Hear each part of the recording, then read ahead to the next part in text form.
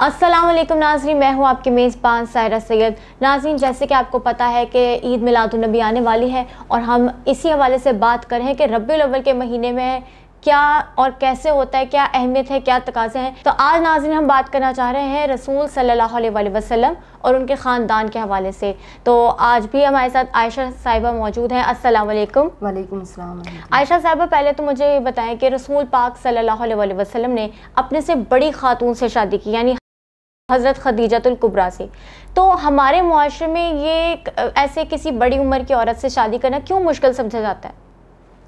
یہ سرا آج کا جو آپ نے ٹاپک سلیکٹ کیا ہے یہ خواتین سے ریلیٹڈ ہے اور بڑا اہم ہے، اور یہ ایک ایسا ٹاپک ہے جس پر بات کرتے ہوئے بہت کم شاید بات کی جاتی ہے کہ آقا علیہ الصلوۃ والسلام کی حیات طیبہ میں، آپ کی سیرت پاک میں، جب ایک 25 سال کا نوجوان، بالکل آج کے بھی نوجوان ہیں اور اپنے لیے لائف پارٹنر تلاش کرتے ہیں، اپنا ہم سفر تلاش کرتے ہیں، اور اس کے لیے انہوں نے اپنے دلوں میں سوچا ہوتا ہے یہ ایسا ہونا چاہیے، ایسا ہونا چاہیے، ایسا ہونا چاہیے، اور اس کے پیرامیٹرز طے کیے ہوتے ہیں۔ تو آقا علیہ الصلوۃ والسلام نے جو ہمیں سکھایا ہے، جو ہمارے لیے سنت چھوڑی ہے، وہ یہ ہے کہ دیکھنا یہ ہے کہ عمر کوئی حیثیت نہیں رکھتی، صحیح، کہ آپ بڑی عمر کے ہیں یا چھوٹی عمر کے، اصل چیز آپ کا کردار ہے، آپ کی سیرت ہے، آپ کی شخصیت ہے، بالکل، کہ آپ کی اس شخصیت کے اندر، اس پرسنالٹی کے اندر ایسی کون سی خوبیاں ہیں، ایسی کون سی صلاحیتیں ہیں جو آپ کے ہم سفر بنتے ہوئے، آپ کا لائف پارٹنر بنتے ہوئے آپ کی لائف کو خوبصورت بنا سکتا ہے، آپ کی زندگی کو پرسکون بنا سکتا ہے، آپ کی زندگی کو کامیاب بنا سکتا ہے۔ آپ ایک خاندانی زندگی کا ایک خاندان شروع کرنا چاہ رہے ہوتے ہیں، ایک یونٹ، فیملی یونٹ ہوتا ہے، میاں بیوی، شوہر اور بیوی، یہ آپ کا ایک فیملی یونٹ ہے جس سے آپ کی پوری پھر نسل چلتی ہے۔ بالکل، تو آپ سب سے پہلے اس یونٹ کے اندر جو سب سے اہم ترین ممبر ہے وہ آپ کا لائف پارٹنر ہے، وہ سمجھنے کہ دونوں طرف ہے، بالکل، ہسبینڈ بھی اور وائف بھی۔ لیکن زیادہ تر یہ ہوتا ہے کہ ہم اپنے لیے خواتین کو سلیکٹ کرتے ہوئے آج کے معاشرے میں جو سب سے پہلی فرسٹ پریورٹی رکھتے ہیں وہ اس کی خوبصورتی۔ یہ ایک المیہ ہے کہ وہ بڑی خوبصورت ہونی چاہیے، چاہے اس کا کردار کیسا ہے، اس کی سیرت کیسی ہے، اس کی تربیت کیسی ہوئی ہے، اس کے پاس صلاحیتیں کیا ہیں، اللہ تعالیٰ نے اسے کن خوبیوں سے نوازا ہے، وہ ہم نہیں رکھتے۔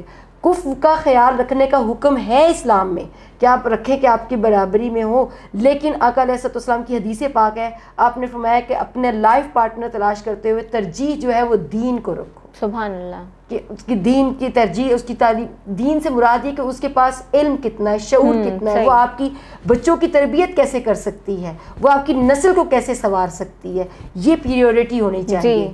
اب نئی نسل چونکہ بہت زیادہ آئیڈیلسٹک ہے اور ہر چیز کو بڑا وہ دیکھتی ہے کہ بڑے سطحی سوچ کے ساتھ ہوتی ہے کہ بس ابھی یہ چیزیں سامنے ہوں، پیچھے سے کیا اس کے اثرات ہوں گے وہ بعد میں۔ ہم دیکھ رہے ہیں کہ معاشرے کے اندر طلاق کی کتنی ریشو بڑھ رہی ہے، ہم دیکھتے ہیں کہ کتنی سیپریشنز ہو رہی ہیں، لڑائی جھگڑے کتنے ہو رہے ہیں۔ آپ فیملی کورٹ میں چلے جائیں، آپ کو عجیب و غریب سین دیکھنے کو ملیں گے کہ بچے سفر کر رہے ہوتے ہیں اس میں۔ یہ جو آپ نے عمل کیا ہے آقا علیہ الصلوۃ والسلام نے کہ اپنی سے بڑی عمر کی خاتون سے شادی کی، پھر بیوہ، دو چیزیں ہیں اس میں۔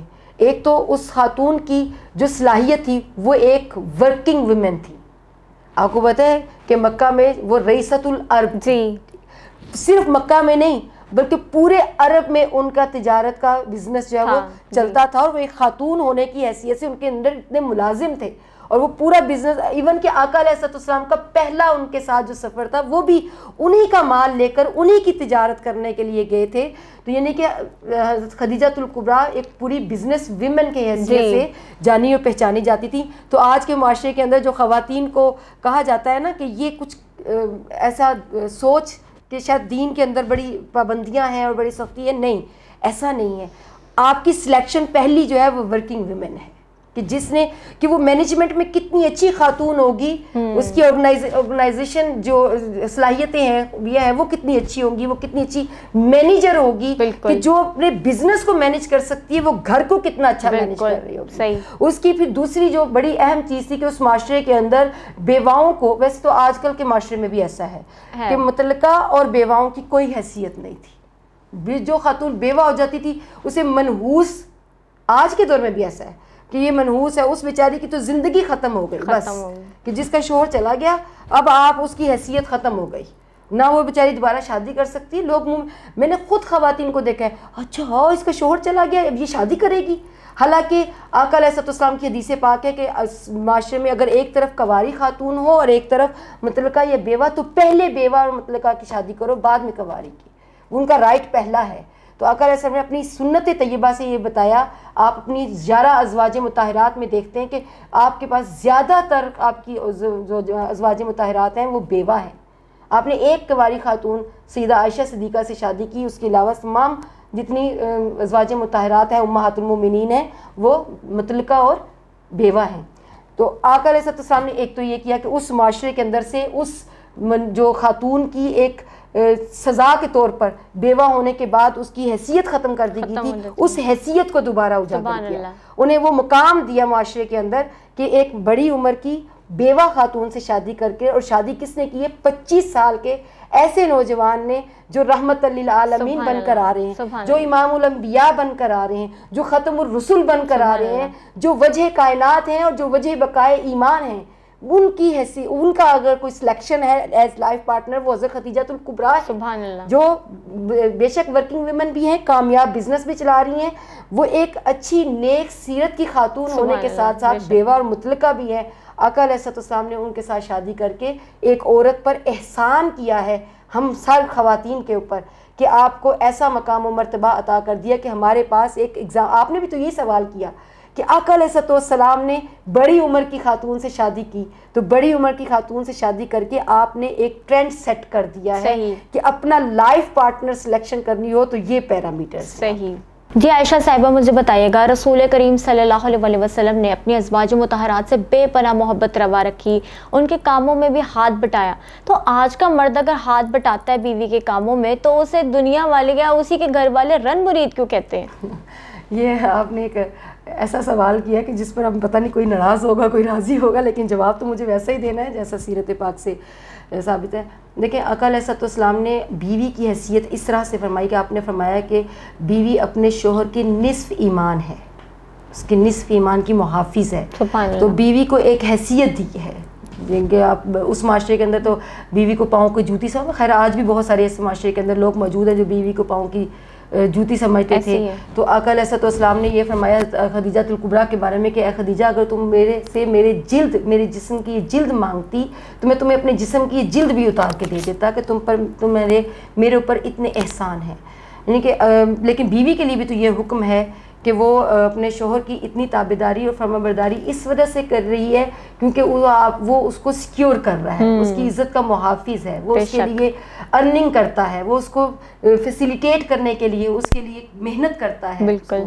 تو اس کے لیے اس کو بھی کہا کہ اگر میں کسی کو دوسرا سجدہ کرنے کا حکم دیتا تو بیوی سے کہتا کہ وہ اپنے شوہر کو کریں. جی. تو یہ دونوں کی میوچل انڈرسٹینڈنگ کو ڈیولپ کرنے کے لیے اور ایک دوسرے کی حیثیت کو واضح کرنے کے لیے اللہ تعالیٰ نے بھی دونوں کے ایک دوسرے کا لباس کہا ہے. بالکل. تو آقا علیہ السلام کی سیرت طیبہ میں بیوی کو پوری ایک حیثیت دی گئی. صرف یہ نہیں کہ حضرت خدیجہ الکبریٰ 11 بیویوں کے درمیان میں عدل قائم کرتے ہوئے آپ کسی بیوی کے گھر میں آٹا بھی گوندھ رہے ہیں, آپ اپنے جوتے بھی خود سی رہے ہیں, آپ اپنے کپڑے بھی خود سلائی کر رہے ہیں, دودھ دھونے میں بھی مدد کر رہے ہیں, کاموں میں ہاتھ بٹا رہے ہیں.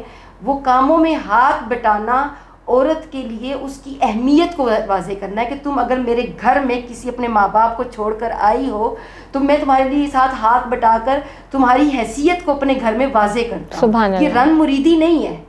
اگر عورت کام کر رہی ہے, حالانکہ عورت کا فرض صرف اتنا ہے کہ اپنے شوہر کو خوش رکھے, راضی رکھے, مگر وہ اگر اس کا گھر سنوارتی ہے, اس کا گھر سنبھالتی ہے, اس کے بچے سنبھالتی ہے تو یہ اس کے اوپر مرد کے اوپر احسان ہے. اور اگر مرد اس کے ساتھ ان کاموں میں ہیلپ کر دیتا ہے تو وہ اپنی بیوی کی دلجوئی کرتا ہے. اور اپنی بیوی کی دلجوئی کرنا یہ سنت طیبہ ہے. یعنی کہ میں اس میں ایک مثال دے دوں گی کہ آقا علیہ السلام نے حضرت عائشہ صدیقہ سے پوچھا کہ عائشہ تم نے پانی کا پیالہ جو پانی پیا ہے کس طرف سے پیا ہے؟ حضرت عائشہ صدیقہ نے بتایا کہ میں نے اس طرف سے پیا, تو آپ نے اسی طرف سے اپنے لب مبارک رکھ کے پانی پیا. تو یہ ایک محبت کا اظہار ہے. اگر آپ اپنی بیویوں کو, اپنی وائفز کو محبت دیں گے تو وہ آپ کو محبت لوٹائے گی. اور جب آپ کا محبت کا ایک دوسرے کے ساتھ ایکسچینج کرنا آپ کی بچوں کے لیے بہترین تربیت کا باعث بنتا ہے. تو اس لیے یہ رن مریدی نہیں ہے, یہ ہمارے معاشرے کی اختراع ہے یہ اور ایسا بھی نہ ہو کہ آپ واقعی رنگ مرید ہو جائیں.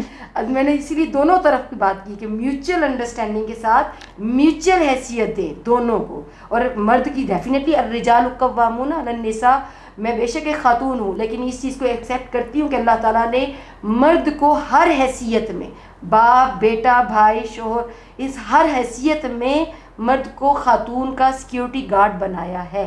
وہ اس کی سیکیورٹی سرکل میں بزنس بھی کرے، وہ اس کے سیکیورٹی سرکل میں اپنا رول بھی پلے کرے سوسائٹی کے اندر، وہ اپنے اس کے سیکیورٹی سرکل میں یعنی کہ وہ ایک مرد کی وفادار رہے.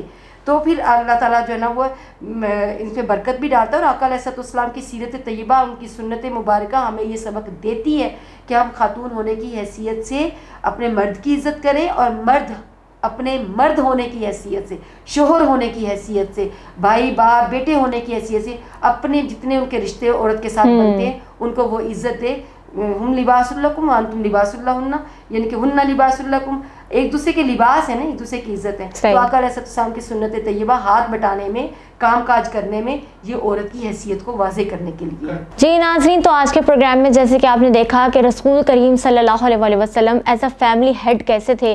میں امید کرتی ہوں اور دعا کرتی ہوں کہ اللہ ہم سب کو بھی توفیق دے رسول اللہ صلی اللہ علیہ وسلم کی سنتوں پر عمل کرنے کی. آپ سے ملاقات ہوگی انشاءاللہ پھر، تب تک کے لیے اللہ حافظ.